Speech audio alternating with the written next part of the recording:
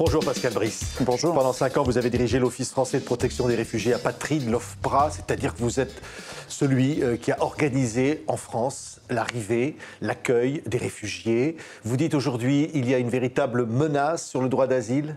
Oui, dans tout le monde occidental, en France, en Europe, aux États-Unis, parce qu'il y a ces crispations sociales identitaires, et là, ça n'est pas nouveau dans l'histoire, et à partir du moment où ces crispations sont là, il y a la tentation de remettre en cause l'accueil des étrangers, et notamment le droit d'asile. Or, le droit d'asile, c'est le plus profond de notre humanité, de notre droit, de nos engagements internationaux, l'accueil des persécutés, des personnes qui fuient les guerres, et c'est donc tout à fait fondamental de le préserver de ces menaces. Et vous dites, et ça c'est dans un livre publié chez Fayard, vous racontez votre témoignage, ça s'appelle « Sur le fil de l'asile », vous dites au fond, c'est un combat de tous les jours pour faire reconnaître cela. Oui, parce que vous voyez bien qu'on est tout le temps dans la tentation de dire soit il n'y a pas assez de demandeurs d'asile et de réfugiés, soit il y en a trop. Or, le droit d'asile, c'est un droit. C'est une protection due à celles et ceux qui fuient les guerres et les persécutions.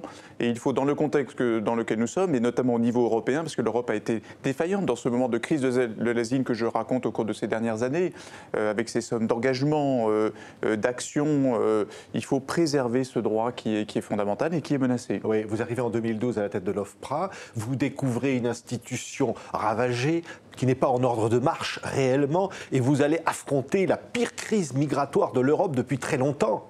Oui, c'est le récit que j'ai voulu en donner, de cette capacité de ces fonctionnaires, les officiers de protection de l'OFPRA, mais aussi des bénévoles, des associations, des travailleurs sociaux, un peu partout dans le pays, à un moment où ces demandes d'asile ont augmenté fortement, notamment en Allemagne, un peu partout en Europe, où des inquiétudes se sont faites jour, mais aussi une capacité à accueillir. Nous avons modernisé cette administration pour être en situation d'appliquer pleinement ce droit et de réaliser cet accueil, parce que, encore une fois, nous sommes dans un moment où des questions se posent, des inquiétudes, des doutes sur cette capacité à accueillir dans notre société, à intégrer. Un doute qui est répandu dans l'opinion publique, on le voit dans le débat politique en particulier. Oui, il faut être lucide. Moi, j'ai essayé d'être lucide sur ces doutes, sur ces inquiétudes, sur ces instrumentalisations politiques aussi.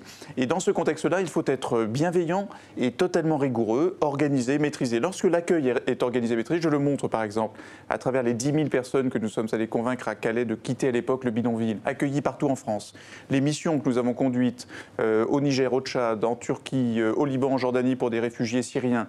Lorsque c'est organisé et maîtrisé, nos missions de protection dans les ports espagnols, italiens, maltais, alors là, nous arrivons à faire en sorte que le droit d'asile s'applique et que chacun puisse y retrouver. Oui, mais il y a la fameuse théorie de l'appel d'air, c'est qu'au fond, on vous accuse de favoriser finalement cette arrivée de réfugiés, dont par exemple 150 000 demandes d'asile l'année dernière, une seule partie est reconnue et le reste s'évanouit dans la nature. Oui, c'est un fantasme que j'ai côtoyé, hélas, pendant ces 6 années à l'OFPRA, mais l'accusé, ça n'est pas l'OFPRA, ça n'est pas ma modeste personne, c'est le droit d'asile. Parce que la réalité, c'est que dès lors que depuis 30 ou 40 ans en France et ailleurs dans le monde occidental, les politiques migratoires se sont restreintes, la seule porte ouverte, c'est le droit d'asile. Et donc les personnes demandent d'asile. Donc la solution ne peut être, parce que c'est notre humanité qui est la plus profonde qui est en cause, de mettre en cause le droit d'asile. Il est de l'organiser, de le maîtriser, de le faire fonctionner, notamment au niveau européen où les règles sont défaillantes. Mais de le durcir aussi, peut-être pour éviter des demandes d'asile qui n'en sont pas, comme une grande partie des demandes qui sont faites. Le droit d'asile est le droit d'asile. Il n'est ni dur ni mou. C'est la Convention de Genève. Ce sont des critères qui font que parce que vous êtes persécuté, parce que vous fuyez des conflits, vous devez être protégé ou non. Mais en effet, lorsque vous n'êtes pas protégé, vous devez repartir. Et donc il faut à la fois... Ce n'est pas le cas d'ailleurs. Ce qui n'est pas le cas aujourd'hui et qui est l'un des problèmes du système. Il faut au niveau européen, parce que ce sont des règles européennes qui doivent maintenant pouvoir être mises en œuvre, au niveau national, faire en sorte que la protection s'applique pour celles et ceux qui doivent relever du droit d'asile, mais en revanche, celles et ceux qui n'en relèvent pas repartir, ou alors conduire une réflexion sur la politique migratoire par ailleurs, hors du droit d'asile. Mais cette théorie, je le dis encore, de l'appel d'air, vous la condamnez ou c'est une réalité ? Il y a une tentation de venir en Europe ? Il faut être lucide sur cette affaire-là. La réalité, quelle est-elle ? Elle est que la crainte de l'appel d'air conduit certains, notamment dans le monde administratif, à penser que dès lors que vous créez des conditions de vie indignes pour les personnes, elles ne vont pas venir en Europe ou en France. Ce qui est faux.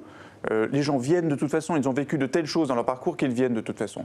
Il faut être conscient en même temps du rôle des passeurs. Moi j'essaye dans ce livre aussi de décrire ces réalités-là, qui est que certains utilisent les drames de l'exil. Donc à partir du moment où vous êtes lucide sur la nécessité d'appliquer le droit d'asile de manière pleine et entière.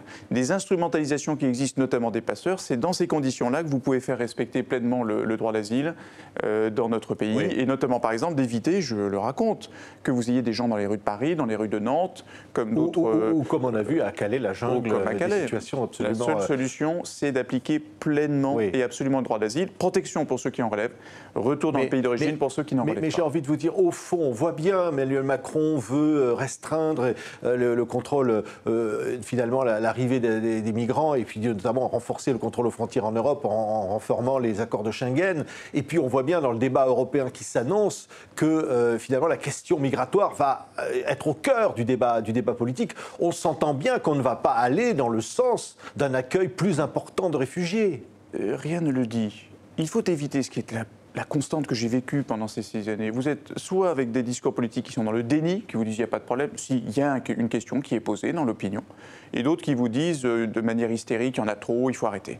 La solution, elle est effectivement de faire respecter pleinement l'espace européen, l'espace Schengen, donc de renforcer le contrôle aux frontières extérieures. C'est ce que veut faire Emmanuel Macron. Et absolument, de faire en sorte qu'aux frontières extérieures, telles que l'OFPRA l'a pratiqué au cours de ces derniers mois, on puisse instruire les demandes d'asile pour accueillir celles et ceux qui relèvent du droit d'asile, parce que les réfugiés, parce que ça c'est notre devoir, et de définir une politique migratoire pour accueillir, si on le souhaite ou pas, celles et ceux qui sont des migrants économiques, ça c'est un débat qu'il faut avoir, et celles et ceux qui ne relèvent ni du droit d'asile, ni de la migration économique légale telle qu'on l'aurait définie, doivent repartir. Oui. C'est tout cela qui doit être, encore une fois, respectons le droit et faisons-le de manière organisée et maîtrisée. Et que ce soit accepté par l'opinion publique, ce qui n'est pas toujours le cas. C'est la condition. La fameuse convention de Genève, qui est à la base de tout, au fond, dit l'Europe et la France ont un devoir d'accueil. Au fond, c'est remis en question par beaucoup aujourd'hui, cette notion que l'Europe aurait une obligation d'accueil. Je n'en suis pas si sûr. D'abord, redisons que celles et ceux qui appliquent le plus l'accueil, la convention de Genève, sont hors d'Europe. Ils sont dans le Sud qui accueillent le plus grand nombre de réfugiés.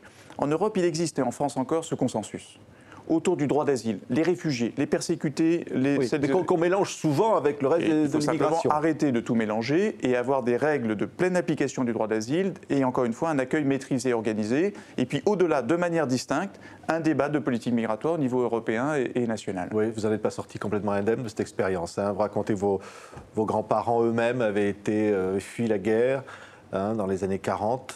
Oui, en Bolivie. Et au fond, vous vous dites, je ne suis pas sorti indemne de cette jungle de Calais, de cette expérience que vous racontez dans ce livre chez Fayard. Oui, de tous ces parcours, de toutes ces rencontres, mais j'en suis d'abord ressorti avec les officiers de protection de l'OFPRA, riches de tous ces engagements, parce que c'est cela que j'ai voulu démontrer dans ce livre. Il existe des doutes, il existe des enthousiasmes, il existe surtout des solutions qui sont compatibles avec l'honneur qui est celui d'accueillir les persécutés.